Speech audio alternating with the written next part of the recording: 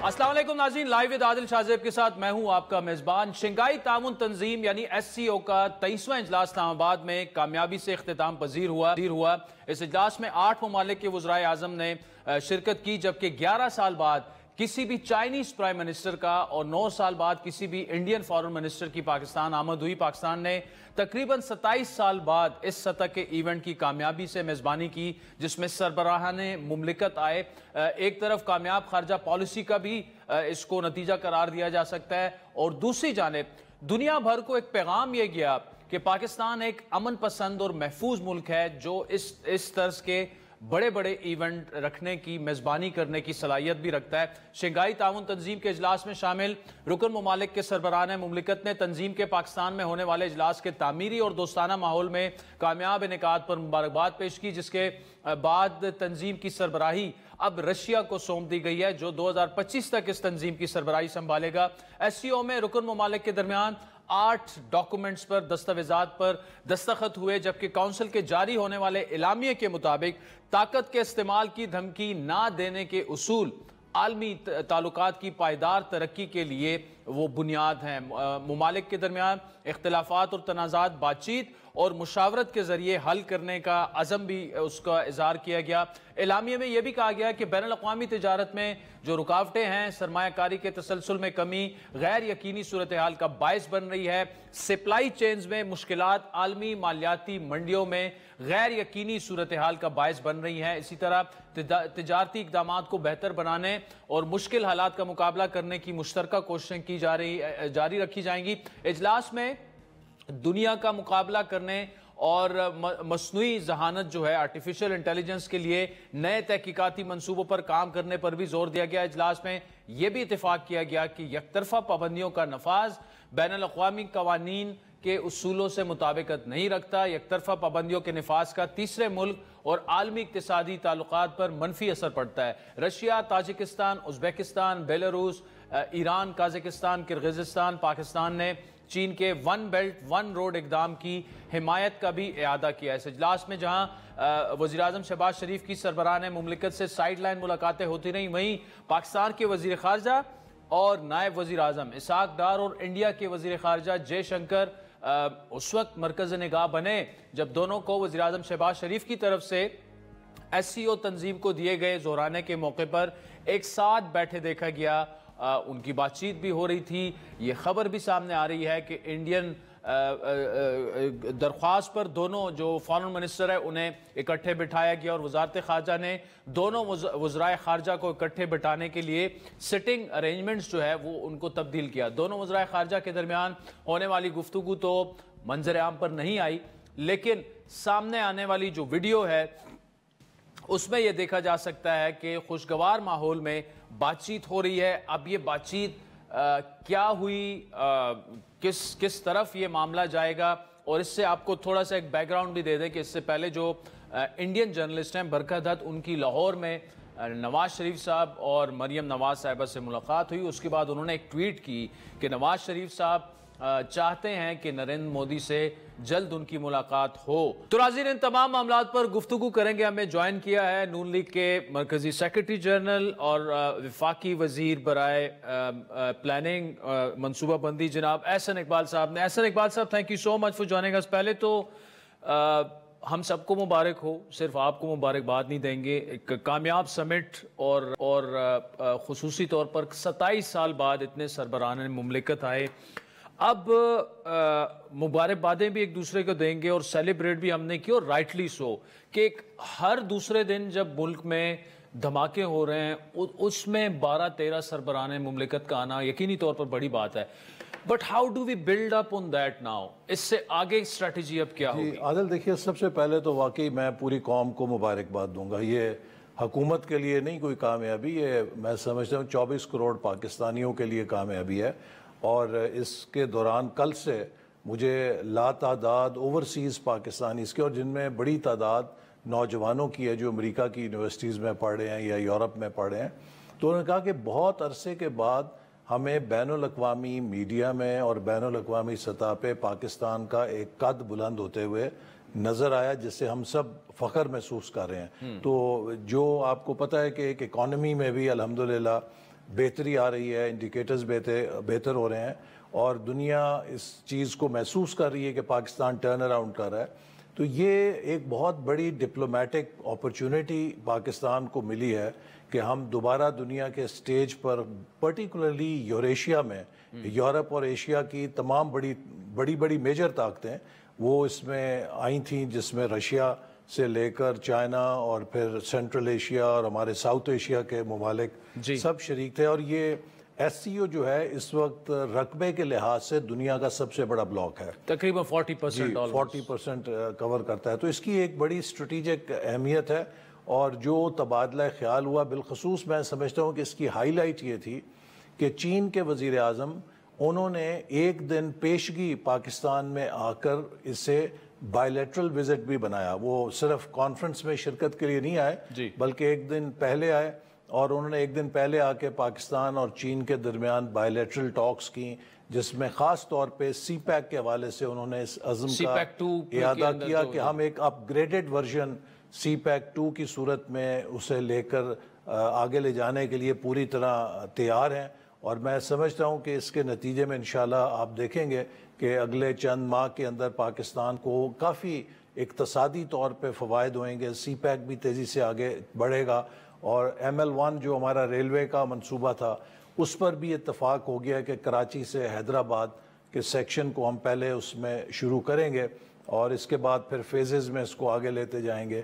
اور اسی طرح جو کراکرم ہائی وے کا ہمارا ایک پورشن رہتا ہے اس پر بھی اتفاق ہوا, چونکہ وہ دیامیر بھاشا ڈیم کی تعمیر کے ساتھ وہ حصہ جڑا ہوا ہے. 2028 تک اگر وہ نہیں بنتی تو وہ سڑک پانی میں یا اس لیک میں ڈوب جائے گی جو ڈیم کی ہوگی, تو اس لیے اس پر بھی اتفاق ہوا ہم تیزی سے کام کریں.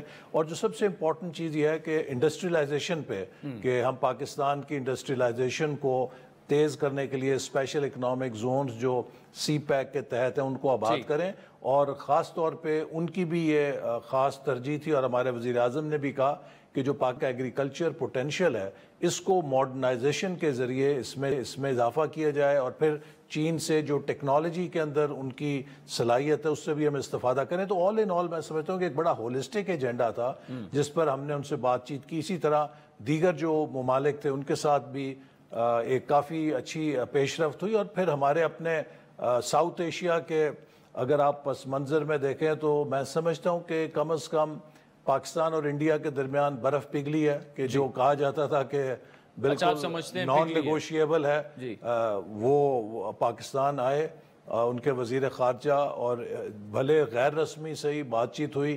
تو میں سمجھتا ہوں کہ آنے والے وقت میں انشاءاللہ ہم دیکھیں گے کہ مختلف محاذوں پہ, معاشی اقتصادی محاذ پہ, سفارتی محاذ پہ اس کانفرنس کے پاکستان کو کافی فوائد حاصل ہوں گے. اچھا احسن صاحب, میرا ویسے اگلا سوال آپ سے انڈیا کے حوالے سے ہی تھا, لیکن آپ نے اس کا تذکرہ بھی کر دیا. ریجنل کنیکٹیویٹی کی ہم بات کرتے ہیں تو پہلے آپ کو اپنے ریجن سے شروع کرنا پڑتا ہے. اب انڈین فارن منسٹر آئے, ہم نے دیکھا وزیر اعظم صاحب سے ان کا مصافحہ بھی ہوا, پھر جو اسحاق ڈار صاحب کے ساتھ جو لنچ پہ بیٹھے وہ ساری ویڈیو وغیرہ بھی آئیں, پھر نواز شریف صاحب سے برکھا دت کی جو میٹنگ ہوئی اور جو انہوں نے رپورٹ کیا کہ نواز شریف صاحب جو ہیں وہ عنقریب جو ہیں وہ ملاقات کرنا چاہیں گے نریندر مودی سے, کیا اس طرف یہ معاملہ جا سکتا ہے آپ کے خیال میں؟ دیکھیے, نواز شریف صاحب نے تو اسی اپنے ویژن کا اعادہ کیا جس کے تحت اعلان لاہور ہوا تھا, اور میں سمجھتا ہوں کہ وہ اعلان لاہور پاکستان اور انڈیا کی تاریخ میں ایک ماسٹر پیس تھا. آج تک کبھی انڈیا اور پاکستان کے درمیان جو آپ کہہ لیجئے سفارتکاری کی ایپکس ہے وہ اعلان لاہور سے آگے نہیں جا سکی. اس کے اندر ایک بہت ہی آبرومندانہ اور ہولسٹک سلوشن تھا پاکستان اور انڈیا کے لیے کہ وہ پیس کے لیے کیسے آگے بڑھ سکتے ہیں. تو نواز شریف صاحب نے اسی عزم کا اظہار کیا. اور دیکھیے, یہ ایک انفارچونیٹ بات ہے کہ انڈیا میں جو لیڈرشپ آئی اس نے ایک انتہا پسندی کا رویہ بھی اپنایا, اور اس کا نقصان کسی کو نہیں, اس پورے خطے کو ہے. اب دنیا میں ریجنز جو ہیں وہ ایمرج کر رہے ہیں ایز اپرچونٹیز یعنی کہ ریجنز آف اپرچونٹی وہ بن رہے ہیں. آپ دیکھیے یورپین یونین ہے, GCC ہے گلف کے اندر, آسیان ہے, افریقن یونین ہے, لیٹن امریکہ میں آپ چلے جائیں ساؤتھ امریکہ کی یونین ہے.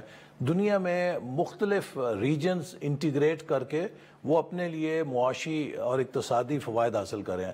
اس وقت دنیا کا سب سے لیسٹ انٹیگریٹڈ ریجن جو ہے وہ ساؤتھ ایشیا ہے. اور میں نے تو بھارتی صحافی تھے ان کے ساتھ بات چیت میں کہا کہ اگر انڈین لیڈرشپ کے پاس جو ان کا جغرافیہ ہے اس کا چوتھائی حصہ ہی ان کا دل بڑا ہو جائے تو مسائل بہت تیزی سے حل ہو سکتے ہیں. اچھا احسن صاحب, لیکن دیکھیں نا, اگر آپ کا ایک ایسا ہوسٹائل نیبر ہے جو کہ اگر فورن منسٹر انڈیا کے چاہتے تو سائیڈ لائنز پہ ملاقات اور وہ ہو سکتی تھی, although that might be a beginning, اور اچھی بگننگ ہے, لیکن اگر وہ کرنا ہی نہیں چاہیں گے آپ سے تو پھر کیا آپ کے پاس کیا آپشن ہے؟ کوئی ایسی مجبوری نہ ان کے لیے نہ ہمارے لیے. اگر وہ نہیں کرنا چاہیں گے تو وہ راضی, اپنے گھر راضی, اور ہمیں بھی کوئی ایسی مجبوری نہیں ہے. لیکن اس کانفلکٹ کی بنیاد رہے گی. اگر ہم کشمیر کے مسئلے کا حل تلاش نہیں کرتے تو دیکھیے ظلم اور بربریت جو ہے اس کا لہو جب ٹپکتا ہے وہ اپنے اثرات دکھاتا ہے. آج نہیں دکھائے گا, 2 سال بعد دکھائے گا. کشمیر اس وقت دنیا کا وہ خطہ ہے کہ جس میں جتنا جبر اور استبداد ہو چکا ہے, اگر یہ شمع اور یہ جو لا ہے ظلم کے ساتھ دب سکتی تو دیکھیے کتنی اپرائزنگز ہو چکی ہیں, کتنی وہاں پہ سپریشن ہو چکی ہے. آج تیسری نسل ہے وہ بھی کھڑی ہے اپنے حق کے لیے, تو اس کو کوئی ختم تو نہیں کر سکتا جب تک کہ آپ اس مسئلے کو بیٹھ کے حل نہیں کریں گے. اگر یک طرفہ طور پہ بھارت کہے کہ ہم اس کو انیکس کر لیا, مسئلہ ختم ہو گیا, آپ نے دیکھا ہے کہ اگر یہ مسئلہ ختم ہو گیا ہوتا تو بی جے پی کو مقبوضہ کشمیر سے مینڈیٹ ملتا. مقبوضہ کشمیر کے لوگوں نے بی جے پی کی پالیسی کو مسترد کیا.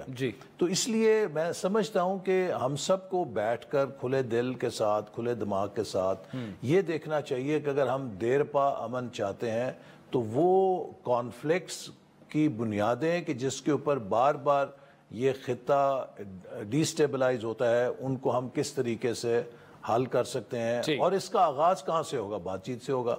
اب دیکھیے بھارت نے تو یہ تک کر دیا کہ جی کرکٹ بھی ہم نہیں کھیلیں گے. بھئی آج تک کھیلیں تو سیاست سے ہمیشہ بالا تر رہی ہیں نا, تو آپ اگر کھیل کو بھی پولیٹیسائز کر دیں گے تو پھر کیا پیچھے رہ جائے گا. ایسے صاحب آخر میں ٹائم میرے پاس کم ہے, لیکن آپ کی ابھی میں ایک ٹویٹ دیکھ رہا تھا جو عمران خان صاحب کی فارمر مسز ہیں جمائمہ صاحبہ, she is very concerned Imran Khan کی صحت, زندگی اور جیل میں جو ان کی کنڈیشنز ہیں ان کے بارے میں. دیکھیے عمران خان صاحب اگر قید میں ہیں تو ہم بھی ایکولی کنسرنڈ اس لیے ہیں کہ وہ ہماری حکومت کے اندر قید میں ہیں اور ان کی جو صحت ہے اس پہ کوئی حرف نہیں آنا چاہیے. اور آپ نے دیکھا ڈاکٹرز نے ان کا معائنہ کیا اور ان کا بالکل فٹ فاٹ ہیں, بالکل ٹھیک ہیں. لیکن مجھے تھوڑی حیرت اس بات پہ ہوئی کہ, اور میں نے اس کا جواب بھی دیا, کہ جمائمہ صاحبہ نے جو کہا کہ میرے بیٹوں کے والد کے ساتھ بہت برا سلوک ہو رہا ہے, تو میں نے کہا جی آپ کے بیٹوں کے والد کے ساتھ تو بہت اچھا سلوک ہو رہا ہے. عدالت نے جو کچھ انہیں کہا ہے وہ سب کچھ انہیں مل رہا ہے, فٹنس سے ہے, گھر سے کھانا آتا ہے, موج کرتے ہیں. ہم سب نے ان کی قید بھگتی ہوئی ہے. جمائمہ صاحبہ کے جو سابق شوہر ہیں ان سب نے ہمارے خلاف جھوٹے مقدمے بنائے, اور حد یہ اس حد تک ظلم ہوا کہ میری سرجری ہوئی تھی, سیکنڈ سرجری اس بازو کی, کہ جو گولی جب مجھ پہ چلی اس کے نتیجے میں سیکنڈ سرجری ہوئی, اور ڈاکٹرز نے کہا کہ اگر آپ فزیو تھراپی کریں گے تو یہ بازو آپ کا سیدھا ہو جائے گا. وہ نہیں ہونے دی گئی. 2.5 مہینے تک کورٹ کا آرڈر تھا, مجھے فزیو تھراپی نہیں کرنے دی گئی. نتیجہ یہ ہوا کہ وہ مسل ساخت ہو گیا اور میرا بازو ساری زندگی کے لیے ٹیڑھا ہے. اور یہ نشانی ہے عمران خان صاحب کے اس ظلم کی اور استبداد کی. پھر جس سیل کے اندر انہیں مجھے رکھا آج اسی سیل کے اندر وہ خود ہیں. تو اگر وہ سیل بہت جابرانہ ہے تو پہلے میرے ساتھ معافی مانگیں کہ مجھے اس سیل میں کیوں رکھا, لیکن اگر وہ میرے لیے ٹھیک تھا تو ان کے لیے بھی ٹھیک ہے. احسن اقبال صاحب, thank you so much for ناظرین, آپ نے سنا وفاقی وزیر برائے منصوبہ بندی کی تفصیلی گفتگو. بریک کے بعد نوید قمر صاحب ہمیں جوائن کریں گے ہمارے ساتھ. ویلکم بیک ناظرین. بریک سے پہلے احسن اقبال صاحب کی تفصیلی گفتگو آپ نے سنی, اور آئینی ترامیم کی بات ہو رہی ہے. قومی اور اسمبلی اور سینٹ کے اجلاس بھی کل بلائے جا چکے ہیں. مولانا اور نوید قمر صاحب کے مطابق مولانا اور بلاول کا بھی اتفاق رائے اس پر ہو چکا ہے. نوید قمر صاحب اس وقت ہمارے ساتھ خود موجود ہیں. نوید قمر صاحب، اس معاملے پر مولانا سے بھی ہماری تفصیلی گفتگو ہوئی، بلاول بھٹو سے بھی تفصیلی گفتگو ہوئی. کیا وجہ ہے کہ بلاول صاحب جو ہیں وہ آئینی عدالت پہ ہی اڑے ہوئے ہیں، آئینی بینچ پر نہیں؟ کانسٹیٹیوشنل کورٹ ایک ایسی چیز ہے جس سے ہم ایز اے پارٹی آج سے نہیں 2006 سے کمیٹڈ ہیں. ہمارا خیال ہے کہ بہت ساری ایشوز جو پیدا ہوتے ہیں جہاں پارلیمنٹ ورسز جوڈیشری آتی ہے یا پولیٹیکل ایشوز جو ہیں جی وہ دونوں اینگل سے جو ہے اس کو دیکھنے کی ضرورت ہوتی ہے. کہ ایک تو یہ کہ چاہے وہ نمبر میں بہت کم کیسز ہوں لیکن کورٹس کا بھی بہت زیادہ وقت اور پبلک ایٹ لارج کا اٹینشن بھی اس کی طرف سے. نوید قمر صاحب یہ بتائیے گا، مولانا پہلے آئینی عدالت کا کہہ رہے تھے، پھر انہوں نے کہا نہیں جی آئینی بینچ بنایا جائے. پیپلز پارٹی اڑی ہوئی ہے صرف اور صرف جو ہے آئینی عدالت پر. تو کیا پریس کانفرنس کے بعد یہ نتیجہ اخذ کیا جا سکتا ہے کہ جے یو آئی آپ کے ساتھ آئینی عدالت کے قیام پر مان چکی ہے؟ میرے بھائی یہ ساری چیز سامنے آ جائیں گی اور قریب I think now it's a matter of hours not days. تو یہ سب سامنے جو ہے چیزیں آئیں گی. کیا جو ہے نیگوشیٹ ہوا ہے بٹوین ویریس پارٹیز. اچھا سر، آپ کے سامنے ٹھیک ہے، اتنا تو 100% طے ہو چکا ہے کہ آپ اور جے یو آئی کا اب ایک ڈرافٹ ہے. گورنمنٹ کا ڈرافٹ کیا الگ ہے یا گورنمنٹ اس پر آلریڈی متفق ہو چکی ہے آپ کے ساتھ؟ یہ تو اب گورنمنٹ سے ڈسکشن ہونی ہے نا. آپ کو میں نے بتایا کیونکہ وزیر اعظم صاحب سے بھی آج شام کو ہی ملاقات ہونی ہے تو گورنمنٹ کا ویو پوائنٹ اس میں آ جائے گا. اور اگر گورنمنٹ ڈیسائیڈ کرتی ہے کہ انہوں نے ہمارے ڈرافٹ کے ساتھ جانا ہے تو پھر وہی ڈرافٹ ہوگا جو کہ ہاؤس میں پریزنٹ کیا جائے گا. یا اچھا، مولانا کا مطالبہ تھا کہ پی ٹی آئی کو بھی آن بورڈ لیا جائے، تو آپ کا اور جے یو آئی کا مشترکہ ڈرافٹ جو ہے کیا وہ اب پی ٹی آئی کو بھی اس پر آن بورڈ لیا جائے گا؟ دیکھیں یہ مولانا صاحب نے پہلے دن سے کہا تھا کہ وہ جتنی بھی نیگوشیشنز ہوتی ہیں اس کا ڈرافٹ پی ٹی آئی سے بھی شیئر کریں گے اور پارٹیز سے، کہ تاکہ جتنا بھی براڈ بیسڈ کنسنسس بن سکے. وہ ہمارے حساب سے کیونکہ پی ٹی آئی نے جنرلی اس طرح سے کوآپریٹو انگیجمنٹ نہیں کی ہے تو وی ہیو ٹو سی کہ اگر مولانا صاحب ان کو کنونس کر جاتے ہیں جو ہمارا جوائنٹ ڈرافٹ ہے وہ ان کو قابل قبول ہوگا تو definitely we would like it کہ جتنی بھی پارٹیز ہوں چاہے گورنمنٹ ہو چاہے اپوزیشن ہو. دیکھیں پہلے بھی تو کانسٹیٹیوشن جب بنے یا میجر چینجز لائک 87 وغیرہ آئے تو گورنمنٹ اپوزیشن سب نے مل کے بتائے نا. تو اب بھی اگر وہ ہو سکتا ہے تو یا بسم اللہ دیٹس دی بیسٹ. لیکن اگر وہ نہیں ہوتا تب بھی انشاءاللہ یہ امینڈمنٹ ہم پاس کرا دیں گے. اچھا نہیں بھی مطلب نمبر پھر پورے نہیں ہے نا، اگر مولانا آ بھی جائیں تو چند نمبر پھر بھی کم ہے نوید قمر صاحب. نہیں I don't think that is the case. Numbers اگر آپ دیکھیں ہماری کوشش یہ ہوگی کہ فلور کراسنگ اور اس قسم کی چیزیں نہ ہوں. باقی اگر کوئی انڈیپینڈنٹ ہے یا باقی پارٹیز ہیں یا پارٹیز کے نمائندے ہیں تو وہ تو کر سکتے ہیں نا. تو اس لحاظ سے تو آئی تھنک اس پہ کوئی ایمبیگوٹی نہیں ہے کہ نمبر سے. اچھا، اسپیکر صاحب جو ہے وہ خط لکھ چکے ہیں 2 بار الیکشن کمیشن کو کہ مخصوص نشستوں پر فیصلہ آپ کریں، لیکن سپریم کورٹ کا کچھ اور فیصلہ ہے. پیپلز پارٹی کی کیا ٹیک ہے اس پر؟ دیکھیں between the speaker and the election commission ہم نے کبھی اس چیز کو سپورٹ نہیں کیا. نہیں مطلب مخصوص نشستوں پر جو سپریم کورٹ کی ججمنٹ ہے اس کو آپ اس کے ساتھ ہیں؟ جی نے کبھی اس بات کو سپورٹ نہیں کیا. جب ایک دفعہ سپریم کورٹ کی ججمنٹ آ گئی ہے تو دیٹ ہولڈز پلیس جب تک کہ وہ ریورس نہ ہو ون وے ہوتا ہے. ٹھیک. اچھا، ایس سی او سمٹ کی اگر بات کریں سیلیبریٹ کرنا چاہیے بھی ہمیں نوید قمر صاحب، but how do we build upon that? ظاہر ہے کہ یہ ایک چیلنج ہوگا. ایک تو ہوشائن بات ہے کہ پاکستان میں اب اتنا کانفیڈنس اور ملکوں کا آ گیا ہے کہ Pakistan as a venue for such an important event جو ہے وہ رکھا گیا، اور پاکستان نے بھی افسر کوشش کی کہ ہم اس کو ایسا ایونٹ بنائیں جو کہ یادگار رہے۔ اب ظاہر ہے کہ ہماری کنسرنڈ گورنمنٹ کی کنسرنڈ منسٹریز جو ہیں، چاہے فارن افیئرس ہو، چاہے کامرس ہو، چاہے اور جو ایشوز ڈسکس ہوئے، ان سب کو پھر اس کے اوپر بلڈ اپ کرنا پڑے گا، پالیسیز دینے پڑے گی کہ پاکستان اب انورڈ لکنگ نہ رہے بٹ آؤٹ ورڈ لکنگ ہو جائے، اور جو کمیٹی آف نیشنز ہیں اس میں اپنا جو رول ہمارا رہا ہے ہمیشہ، اس کو ہم پھر دوبارہ سے ری انگیج کریں۔ ٹریڈ میں پرٹیکولرلی میں دیکھ رہا ہوں کہ کتنا کچھ اور ہو سکتا ہے، اور باقی بھی پالیسیز ایسی بنائیں۔ سید نوید قمر صاحب بہت شکریہ۔ ناظرین بڑی امپورٹنٹ گفتگو کر رہے تھے کہ جو ہیں وہ پورے ہیں، فلور کراسنگ نہیں ہوگی، اور سب سے اہم بات جو انہوں نے کی وہ یہ کہ اسپیکر قومی اسمبلی نے جو خط لکھا ہے الیکشن کمیشن کو کہ آپ مخصوص نشستوں کا فیصلہ کریں، اس میں انہوں نے کہا پیپلز پارٹی اس سے ایگری نہیں کرتی، پیپلز پارٹی چاہتی ہے کہ سپریم کورٹ کا جو فیصلہ ہے اس بارے میں وہ امپلیمنٹ کیا جائے۔ وقت تو چاہتے ہیں ایک بریک کا، جس کے بعد انہی معاملات پر بات کریں گے۔ خرم دستگیر صاحب اور عابد زبیری صاحب ہمیں جوائن۔ ویلکم بیک ناظرین۔ ایک ماہ سے زیادہ جاری رہنے والے بحث مباحثے اور ملاقاتوں کے بعد بالآخر آئینی ترامیم کا حتمی مسودہ تیاری کے آخری مراحل تک پہنچ چکا ہے۔ حکومت نے کل صبح وفاقی کابینہ کا اجلاس طلب کر لیا ہے، جبکہ صدر مملکت نے قومی اسمبلی کا اجلاس کل 4 بجے اور سینٹ کا اجلاس 3 بجے طلب کر لیا۔ آئینی ترمیم کے معاملے پر مولانا فضل الرحمان اور بلاول بھٹو کی ملاقاتیں بھی رنگ لے آئی ہیں، اور دونوں جماعتوں نے ایک متفقہ ڈرافٹ بنانے کا اعلان بھی کر دیا ہے۔ آج ان کی ملاقات جو ہے مولانا صاحب کی وہ نواز شریف صاحب سے بھی ہو رہی ہے۔ اس وقت تینوں جماعتیں جو ہیں آئینی ترامیم کے مجوزہ مسودے پر تقریباً متفق ہو چکی ہیں، اور یہ اتفاق رائے ہونے کے بعد یہ ڈاکومنٹ پارلیمنٹ کی خصوصی کمیٹی کے اجلاس میں پیش کیا جائے گا۔ آپ کو یاد دلاتے چلے کہ رواں ماہ کے آغاز پر جب ہماری مولانا فضل الرحمان سے کئی گھنٹے طویل ملاقات ہوئی، جس میں ان سے آئینی ترامیم کے معاملے پر تفصیلی گفتگو ہوئی، تو مولانا کی گفتگو سے جو اندازہ ہوا،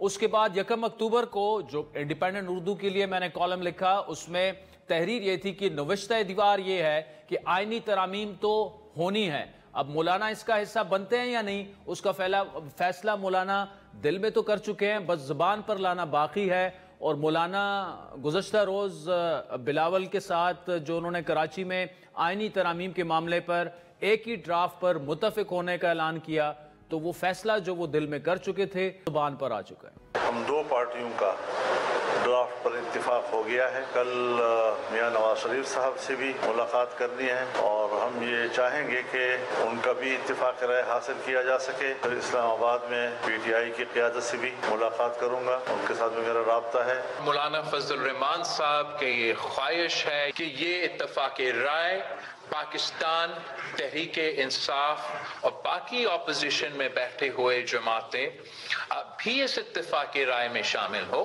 آئینی ترامیم پر پارلیمنٹ کی خصوصی کمیٹی کا آج ہونے والا اجلاس ختم ہوا، اور اجلاس میں پی ٹی آئی اور جے یو آئی کے اراکین نے شرکت نہیں کی۔ چیئرمین خصوصی کمیٹی خورشید شاہ نے اس کی صدارت کی۔ 39 میں سے 12 اراکین شریک ہوئے، قومی اسمبلی کے 22 میں سے 8، سینٹ کے 4 اراکین نے شرکت کی۔ رستوں کی بندش کے باعث اراکین جو ہے ان کی وہ کمیٹی میں نہ پہنچ سکے۔ اجلاس میں بلوچستان عوامی پارٹی نے بھی اپنا مسودہ پیش کیا، جن میں 3 تجاویز دی گئیں۔ بلوچستان اسمبلی میں نشستوں کی تعداد میں اضافہ کیا جائے، اور ججز کی تعیناتی کے لیے 3 کی بجائے 5 ججز کا پینل بنایا جائے۔ خصوصی کمیٹی کا اجلاس کل دوپہر 12:30 بجے دوبارہ ہوگا۔ کمیٹی کے چیئرمین کے مطابق آج 4 جماعتوں کے ڈرافٹ کو یکجا کیا گیا۔ بی این پی اور باپ نے بھی اپنے ڈرافٹ دیے۔ پی ٹی آئی کے چیف وپ عامر ڈوگر نے رابطہ کیا اور ملتوی کرنے کی درخواست کی اجلاس کو۔ اجلاس کے بعد گفتگو کرتے ہوئے سینیٹر عرفان صدیقی اور سینیٹر شہری رحمان نے امید ظاہر کی کہ کل اجلاس میں آئینی ترامیم کے مسودے پر اتفاق رائے ہو جائے گا۔ اسی کمیٹی کا 12:30 بجے ہوپفلی اس میں مسودہ جو حتمی طور پہ تیار ہوگا کل زیر بحث آئے گا۔ آج شام محمد نواز شریف صاحب کے ساتھ میٹنگ ہے مولانا کی، بلاول صاحب کی۔ اس کے بعد ایک حتمی شکل نظر آئے گی، کنسنسس اس پہ اگر ہو جاتا ہے تو پھر کل وہ مسودہ آئے گا۔ آج کی کمیٹی میں سارے ممبران موجود تھے، ہر پارٹی کی نمائندگی پھر سے تھی، پی ٹی آئی ممبران نہیں موجود تھے، انہوں نے ابھی تک کوئی ڈرافٹ بھی نہیں ایکسچینج کیا۔ دیکھیے کل جب میٹنگ ہوتی ہے تو یہ کیا پیش رفت کرتے ہیں، کیونکہ ظاہر ہے اب کنسنسس ڈرافٹ آنی شروع ہو جائیں گے۔ آپ کو بتاتے چلے ناظرین کہ سیاسی جماعتوں میں آئینی ترامیم کے معاملے پر اتفاق رائے ہوتا نظر آ رہا ہے، لیکن وکلاء برادری کی جانب سے اس کی مخالفت ابھی بھی جاری ہے۔ گزشتہ روز کراچی بار کے زیر اہتمام آل پاکستان وکلاء کنونشن منعقد ہوا جس میں شریک وکلاء نے آئینی ترامیم کی مخالفت کرتے ہوئے اسے سپریم کورٹ پر حملہ قرار دیا۔ وکلاء کا کہنا تھا کہ وہ کسی صورت آئینی ترامیم منظور نہیں ہونے دیں گے۔ کورٹ ہائیسٹ کانسٹیٹیوشنل کورٹ ہے، لہذا اس کے متبادل کوئی کورٹ نہیں بنائی جا سکتی، یہ وکیلوں کی لاشوں پر سے گزر کے بنائی جائے گی، یہ نہیں بننے دیں گے، نہیں چلنے دیں گے، بھول جاؤ۔ ناظرین، تمام معاملات پر آپ نے سید نوید قمر صاحب کی گفتگو بھی سنی۔ اس وقت ہمارے ساتھ موجود ہیں مسلم لیگ نون کے نائب صدر مرکزی جناب خرم دستگیر صاحب۔ عابد زبیری صاحب ملک کے معروف لائر ہیں، کسی تعارف کے محتاج نہیں ہیں۔ خرم دستگیر صاحب، پیپلز پارٹی اور جے یو آئی کا تو اتفاق رائے ہو چکا ہے ایک ڈرافٹ پر، اب یہ بتائیے گا کہ آپ کا اپنا الگ سے ڈرافٹ ہے یا آپ بھی اس پر متفق ہیں جو پیپلز پارٹی اور ان کا مشترکہ ڈرافٹ ہے؟ جی ہماری طرف سے تو اس پہ تقریباً اتفاق ہی ہے، لیکن ایک جو ڈرافٹ فائنل ہوگا وہ کل لیڈرشپ کے ساتھ ڈسکس ہوگا، اور اس پہ اگر کوئی مائنر چینجز ہیں تو وہ ہو جائیں گے، لیکن جو مین کنسنسس تھا الحمدللہ وہ حاصل کر لیا ہے۔ ٹھیک، اور اس میں خرم صاحب مین کنسنسس میں مولانا کا ایک اوپینین تھا کہ جی آئینی عدالت کی بجائے بینچ بنا دیا جائے سپریم کورٹ میں آئینی، تو کیا اب مولانا صاحب جو ہیں وہ آئینی عدالت پہ ہی متفق ہو چکے ہیں، یا آپ دونوں جماعتیں جو ہیں وہ آئینی بینچ پہ ان کے ساتھ اتفاق رائے ہوا ہے آپ کا؟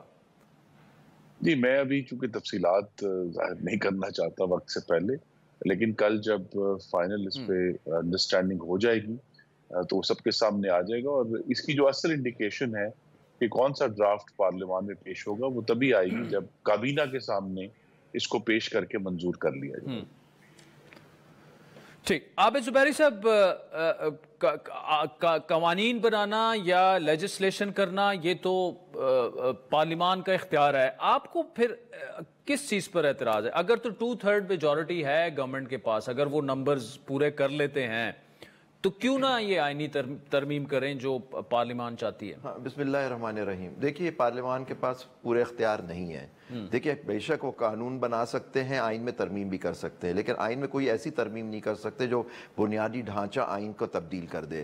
یہ ایک مس کانسیپشن ہے، یہ پارلیمان اپنے آپ کو سمجھتی ہے۔ پہلی بات میں سمجھتا ہوں پارلیمان تو آزاد ہی نہیں ہے، وہ ہم نے اس دن ڈرامہ دیکھا اس سنڈے کی رات کو کہ وہ کہیں سے ڈرافٹ آیا، لا منسٹر کہتے ہیں مجھے نہیں پتا، ڈیپٹی پرائم منسٹر کہتے ہیں مجھے اس کا نہیں پتا، ہر کسی کو پتا نہیں۔ اور آج بھی دیکھیے ہم بھی عوام ہیں، ہم وکیل ہیں، آپ ہیں، ہمیں پتہ ہی نہیں کہ آئینی ترمیم ہو کیا رہی ہے، اس طرح چھپا کے کیوں ہو رہی ہے آئینی ترمیم۔ آپ کے شب خون، جیسے اس دن شب خون مارا تھا، آج بھی آپ شب خون مارنے کے چکروں میں۔ پوائنٹ از دیٹ کہ آئین میں کوئی ترمیم آئین کو بہتر کرنے کے لیے ہو سکتی ہے۔ آپ دیکھیے کوئی ایکول برانچز ہیں یہ آئین کے تحت، 3 چیزیں، ایک مقننہ ہے، ایک پارلیمان ہے، عدلیہ ہے اور حکومت ہے۔ کیا پارلیمان کل حکومت کو ختم کر سکتی ہے؟ یہ کہہ سکتی ہے کل پارلیمان ڈیسائیڈ کرے، کل کر دے کہ جی آج پرائم منسٹر ہم فارغ کرتے ہیں، صدارتی نظام ہم نافذ کر دیں گے؟ کیا وہ کریں گے؟ یہ کر سکتے ہیں؟ نہیں کر سکتے، کیوں ہمارے یہاں پارلیمانی جمہوریت ہے اس ملک کے اندر۔ اسی طرح ہمارے یہاں آئینی عدالت جو ہے، ہمارے کانسٹیٹیوشن کے اندر ایک آئین کا پورا چیپٹر ہے، اس کے چیپٹر کے تحت سپریم کورٹ، ہائی کورٹ ہماری آئینی عدالتیں ہیں، اس کے اوپر شب خون مار کے ہی نہیں ہو سکتے کہ اس پہ ایک سپریم کورٹ۔ اچھا زبیر صاحب ایک سوال ہے، کہتے کلامی کی معافی، آپ جب یہ شب خون کا بار بار ورڈ یوز کر رہے ہیں، کیا ہمیں بھی تو نہیں پتا نا، ڈرافٹ تو ہے نہیں، تو ہمیں کیسے پتا کہ شب خون مارنے کی تیاری ہو رہی ہے؟ اس لیے کہ اس دن ہم نے رات کو دیکھا، کیا مطلب بغیر ڈرافٹ کے اس دن وہ پاس ہونے کی جا رہی تھی کوئی چیز۔ اور دیکھیں سب سے بڑا خطرہ کیا ہے؟ سب سے بڑا خطرہ یہ ہے کہ ہمیں کیا پتا وہ ڈرافٹ آئے اور جب یہ پارلیمان کے اندر پیش کیا جائے وہاں اور ایسی ترامیم فوراً کر دی جائیں یا چیزیں ایڈ کر دی جائیں۔ یہ نہیں معلوم، دیکھیے پچھلا جو آپ کو یاد ہے نہیں وہ تو مولانا نہیں ہونے دیں گے. نہیں سن لی بات, آپ پتہ ہے جب بھٹو صاحب کے پاس ایبسولوٹ میجورٹی تھی, 73 کا آئین ایک کنسنسس آئین تھا, ان کے پاس ایبسولوٹ میجورٹی, وہ چاہتے ایک دن میں وہ آئین بن جاتا, لیکن پورا سال لگ گیا. 73 کا آئین 14 اگست 73 کو ہوا. اس کے بعد پھر آپ دیکھیں 18ویں ترمیم جو ہوئی, پورے اس میں 97 آرٹیکلز تھے, تقریباً 6 مہینے. نہیں سر 6 مہینے سے بھی زیادہ لگا. اس پہ ڈیبیٹ ہوئی, سب نے اس پہ چیزیں دی اور پھر اس پہ جا کے ہوئی. یہ ایک دن میں آج کل یہ ڈرافٹ آئے گا, کابینہ اسے اپروو کرے گی, سینٹ کا اجلاس 3 بجے بلا لیا گیا سنائے, اور نیشنل اسمبلی کا 4 بجے, اور وہ پاس ہو جائے گا. عابد زبیری صاحب کہہ رہے ہیں کہ نہ ابھی تک ہمارے پاس ڈرافٹ آیا ہے, تو ہونا تو یہ چاہیے تھا کہ آپ عوام کے سامنے یہ ساری ترامیم رکھتے, اس پر ڈیبیٹ ہوتی, نہ کہ اب آپس میں وہ ڈیسائیڈ ہو گیا کل اور کل ہی اس کو منظور کر لیا جائے. یہ ان کا بڑا اعتراض ہے. جی خرم صاحب. جی پہلے تو آئین کا پہلا صفحہ پڑھیں, اس میں یہ لکھا ہے کہ اللہ تعالیٰ کے بعد اس ریاست میں اعلیٰ ترین حاکمیت عوام کے منتخب نمائندوں کے ہاتھ میں ہوگی.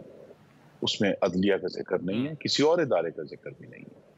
تو لہٰذا پارلیمان کا جو استحقاق ہے اس ریاست کے قوانین بنانے کا, وہ آئین بھی بڑا واضح ہے کہ اس کی پری ایمیننس ہے. چلیں ہم سپریمیسی نہیں کہتے, لیکن پری ایمیننس ضرور ہے اس آئین کے معاملے میں.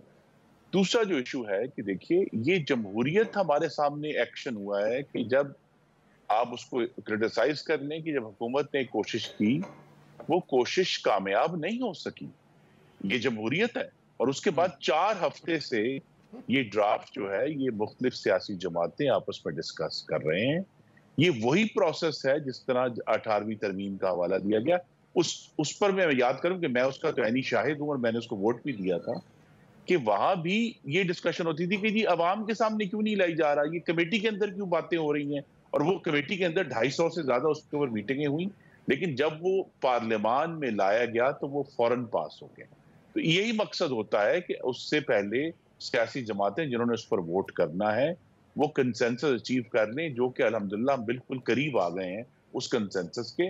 اور جس طرح میں پھر کہوں گا, مجھے بار بار یہ پروسیجر یاد کرانا پڑتا ہے سب کو, کہ وہ مسودہ جس پر ہم سب بحث کر سکتے ہیں وہ ہوگا جو کابینہ منظور کرے گی. اس سے پہلے تو صرف قیاس آرائی ہے اور ایک دوسرے سے گفتگو ہے. اور تیسری بات یہ ہے کہ جس ذکر کیا کہ جی پارلیمان کے کوئی بیسک سٹرکچر ہے آئین کا, دیکھیے یہ ہندوستان کی تھیری ہے, یہ پاکستان کی جورسپروڈنس میں کہیں بھی کوئی بیسک سٹرکچر نہیں ہے. آئین کے اندر جو مقدس چیز ہے, میں اب اپنی رائے دے رہا ہوں بطور ایک قانون ساز ہونے کے, وہ پاکستان کے شہریوں کے بنیادی آئینی حقوق ہیں.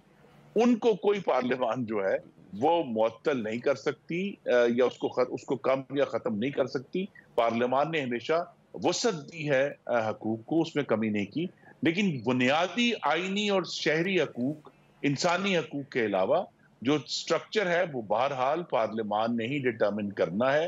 اور جس طرح ہمیں معلوم ہے, ہم نے دیکھا کہ اپریل 2022 میں پہلی دفعہ پارلیمان نے ایک آئینی اور قانونی طور پر عدم اعتماد کے ووٹ کے ذریعے ایک حکومت کو ختم بھی کیا. تو لہذا ہمارے سامنے جو پارلیمان کے جو استحقاق ہے وہ اس کے اوپر سوال اس لیے اٹھتے ہیں کہ سیاست میں ہم سب کو ایک لامحدود اتھارٹی ہے کہ جی ہم سیاستدانوں پر اعتراض کر دیں. لیکن حقیقت یہی ہے کہ میں ایک بڑا اہم نقطہ آپ کے سامنے رکھنا چاہتا ہوں کہ 14 سال پہلے جب 18ویں اور 19ویں آئینی ترمیم ہوئی, کیا ہم کہہ سکتے ہیں کہ آج کی عدلیہ پہلے سے زیادہ بہتر پرفارم کر رہی ہے پاکستان کے عوام کو انصاف پہنچانے میں؟ کیا ججز کی کوالٹی جو ہے ان 14 سالوں میں بہتر ہوئی ہے؟ کیا ڈسپیچ اور آئینی معاملات میں عدلیہ کا ریکارڈ بہتر ہوا ہے؟ میں بڑے ادب سے کہوں گا کہ ان 14 سالوں میں یہ تمام ریکارڈ بدتر ہوئے, بہتر نہیں ہوئے, اور وقت آ گیا کہ اس کو تبدیل عابد زبیری صاحب یہ جواب اب آپ کو دینا پڑے گا. جی یہ پہلے اپنی بات کریں کہ خود کہہ رہے ہیں قانون ساز ہیں, ہمارے بڑے بھائی ہیں, بہت محترم ہیں, کہ ان کی پرفارمنس کیا رہی ہے. ہر مارشل لا کو انہوں نے اس پارلیمان نے اپروو کیا, 8ویں ترمیم, مارشل لا کو تو سپریم کورٹ ہی انڈورس کرتی پھر رہی اس کو جب ہٹا تو پھر انہوں نے ساری ترامیم انہوں نے ہی پاس کی نا, 8ویں ترمیم وغیرہ آپ سب بھول جائیں, 17ویں ترمیم, یہ ساری ترمیم چھوڑ دیں اس بات کو. دوسری بات ہے بہت اچھا ہو گیا, انہوں نے سسٹم بھی بنایا تھا نا, 18ویں 19ویں ترمیم انہوں نے ہی پاس کی تھی نا, اس کے اندر ایک انہوں نے پروسیجر بنایا ججز کو سلیکٹ کرنے کا, وہ کام کر رہا ہے, آپ بہترین کام کر رہا ہے. آپ کیا اگر آج یہ حال ہو گیا کہ ججز پورے جگہ نہیں ہیں نیچے, یہ صرف سپریم کورٹ کے دیکھیے جو سارا کھیل ہو رہا ہے, یہ اس کی آزادی. ابھی آپ نے بھائی نے ہمارے دیا, خرم صاحب نے, کہ جی آبجیکٹو ریزولوشن میں کہ حکمیت لوگوں کی ہوگی, اسی میں لکھا ہوا ہے کہ جہاں عدلیہ آزاد ہوگی اسی کو اس میں آبجیکٹو جو اب 2-1 بن کے آئینی ترامیم کے بعد آپ سمجھتے ہیں کہ آزاد نہیں رہے گی, کیونکہ جو انہوں نے مسودہ جو بات کر رہے ہیں, جو تیار ہوا, مارکیٹ میں گھوما, اس رات پاس کرانے کی کوشش کی, اس کے اندر ایک فیڈرل کوڈ بن رہا تھا جس کا چیف جسٹس خود پرائم منسٹر اور پریزیڈنٹ نے اپوائنٹ کرنا تھا اور ججز بنانے تھے, اور اس کو اوپر بٹھایا جا رہا تھا, سپریم کورٹ کی ساری پاورز دی جا رہی تھی. اگر یہ چیز کرنے جا رہے ہیں تو ہم اس قسم کی ترمیم کو قبول نہیں کریں گے. اور یہ بھولیں نہیں یہ لوگ کہ آئین کو تشریح کرنے کا صرف اختیار سپریم کورٹ کے پاس ہے, ہائی کورٹ کے پاس ہے, اور انہوں نے کہا ہوا ہے. 1 منٹ رہ گیا, میں ان سے جواب لے لوں. خرم صاحب 1 منٹ میرے پاس رہ گیا, لیکن اس پر آپ کا جواب آنا. ہم تمیز الدین کیس نہیں بھولے, ہم 200 نہیں بھولے, ہم نصرت بھٹو کیس ہم آپ کی ترامیم بھی نہیں بھولے, جناب علی ظفر علی شاہ کیس نہیں بھولے, ہم 63A میں پرویز الہی کیس نہیں بھولے, ابھی ہم SIC کا جو کیس ہے جہاں عدلیہ نے نہ صرف بارہا پاکستان کی آمریت کو قانونی جواز فراہم کیا, بلکہ ظفر علی شاہ کیس میں عامر کو آئین میں ترمیم کرنے کی بھی اجازت دے دی. تو پارلیمان پر سوال اٹھنے سے پہلے اگر یہ کسی کا خیال ہے کہ عدلیہ کے پاس کوئی اخلاقی پیڈسٹل موجود ہے, وہ اب نہیں رہا. خرم دستگیر, عابد زبیری صاحب, thank you so much for joining us. ناظرین وقت تو چاہتا ہے ایک بریک کا, جس کے بعد آپ سے دوبارہ ملاقات ہوئی. ویلکم بیک ناظرین. سکھ علیحدگی پسند رہنما ہردیپ سنگھ نجر کے قتل کے بعد سے کینیڈا اور انڈیا کے جو حالات ہیں, کشیدگی ہے, وہ انتہائی حد تک بڑھ چکی ہے. کینیڈین پولیس نے بھارتی سفارتکاروں پر الزام عائد کیا کہ وہ ملک میں قتل عام, بھتہ خوری اور تشدد سمیت دیگر مجرمانہ کارروائیوں کے لیے لارش بشنوئی گینگ کو استعمال کر رہے ہیں. دی وائر کے مطابق کینیڈا نے 6 انڈین جو سفارتکار ہیں ان کو اس کیس میں شامل تفتیش کرنے کے لیے ان پر سفارتی استشفاء ختم کرنے کی بھی درخواست کی ہے تاکہ ان سے انویسٹیگیشن کی جا سکے, لیکن انڈیا نے یہ درخواست مسترد کر دی, جس پر کینیڈا نے ان 6 سفارتکاروں کو ملک بدر کر دیا. انڈین گورنمنٹ نے ان الزامات کو سختی سے مسترد کیا اور انہیں جسٹن ٹروڈو گورنمنٹ کو وہ کہہ رہے ہیں کہ ان کا یہ سیاسی ایجنڈا ہے. انڈیا نے کینیڈین گورنمنٹ کی جانب سے خالصتان تحریک کے حامی سکھ رہنما کے قتل میں بھارتی سفارتکاروں کو شامل تفتیش کرنے کے فیصلے کی شدید مذمت کرتے ہوئے جو ان کے قائم مقام ہائی کمشنر ہیں, ڈپٹی ہائی کمشنر اور 4 فرسٹ سیکرٹریز کو فوری طور پر بھارت چھوڑنے کی ہدایت کر دی. I think it is obvious that the government of India made a fundamental error in thinking that they could engage in supporting criminal activity against Canadians here on Canadians. تمام معاملات پر بات کریں گے. ٹورنٹو ٹیم معروف columnist اور تجزیہ کار علی معین نوازش ہمارے ساتھ موجود ہیں. علی صاحب, کیسے دیکھ رہے ہیں آپ کو, اور کیا یہ آپس میں کینیڈا اور انڈیا کے تعلقات ہیں یہ اتنے بگڑ چکے ہیں کہ اب انہیں بننے میں بھی سال شاید دہائیاں لگ جائیں؟ جی بالکل, تھینک یو عادل بھائی فار ہیونگ می.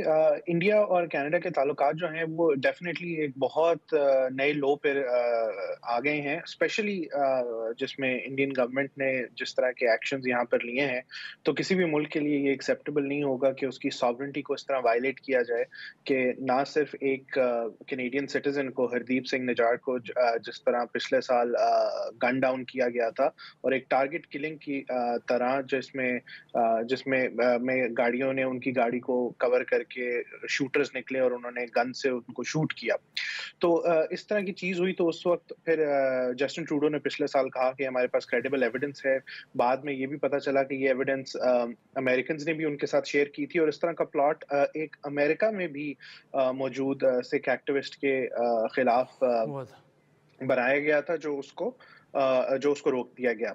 तो कनाडा के लिए ऑब्वियसली अपनी एक सॉवरेंटी का बहुत बड़ा मसला है, और ये इसके ऊपर इंडिया ने पहले भी तावन नहीं किया और एक ग्रैंड स्टैंडिंग की और कहा कि नहीं, कनाडा अपनी पॉलिटिक्स के लिए कर रहा है। अब कनाडा को अपनी पॉलिटिक्स में क्या फ़ायदा है ये सब कुछ करने का? It doesn't make any sense. Obviously बहुत एविडेंस इंडिया के सामने कैनेडियन गवर्नमेंट की तरफ से रखी गई है, और पहले भी जब 3 लोग पकड़े गए तो हरदीप सिंह निजार की किलिंग में, तो वो भी इंडियन थे। और उसके बाद अब ये भी पता चला, जो आरसीएमपी ने एक बड़ी अनप्रेसिडेंटेड प्रेस कॉन्फ्रेंस की 1-2 रोज पहले, कि उनको जो इंडिया के टॉप डिप्लोमेट हैं, टॉप डिप्लोमेट कनाडा में, वो इसके अंदर मुलविस थे, वो पर्सन ऑफ इंटरेस्ट हैं। उसके साथ 5 और डिप्लोमेट्स का उन्होंने नाम लिया, और एविडेंस उन्होंने कहा कि हमने प्रेजेंट किया है इंडिया को, और इंडिया से रिक्वेस्ट की है कि उनकी डिप्लोमेटिक इम्यूनिटी वेव करे। जो इंडिया ने नहीं की तो फिर उनको एक्सपेल कर दिया गया। अब आरसीएमपी ने 1 साल से भी ज्यादा पूरी इन्वेस्टिगेशन करने के बाद इस तरह की प्रेस कॉन्फ्रेंस की, और जो लोग शायद कनाडा की पुलिस सर्विस के बारे में इतना नहीं जानते, उनको मैं बताता चलूं कि आरसीएमपी को आप समझें जिस तरह यहाँ कनाडा की एफबीआई या यूके की स्कॉटलैंड यार्ड है, इस तरह की जो मेन इन्वेस्टिगेटिव एजेंसी है डोमेस्टिक अफेयर्स पे, वो आरसीएमपी है, जो पुलिस और इंटेलिजेंस दोनों का रोल अदा करती है। तो जब आरसीएमपी ने इस तरह की अनप्रेसिडेंटेड प्रेस कॉन्फ्रेंस की, जिसके बाद वजीर आजम ने भी कहा कि इस तरह की चीजें हम अपने सॉइल पे नहीं बर्दाश्त करेंगे, और इसमें सिर्फ ये टारगेट किलिंग की बात नहीं थी। पूरी जो यहाँ साउथ एशियन कम्युनिटी है, और स्पेशली जो सिख कम्युनिटी है, जो कनाडा की 2% पॉपुलेशन भी है, 12 के करीब सिख यहाँ पर एमपीज भी हैं पार्लियामेंट में, तो एक साइजेबल इन्फ्लुएंस है, मेजॉरिटी है। तो इन कम्युनिटीज के अंदर टारगेट किलिंग और भत्ताखोरी शुरू हो गई थी, जो ऑब्वियसली एक डेवलप्ड कंट्री के अंदर आप एक्सपेक्ट नहीं करते कि इस तरह हो।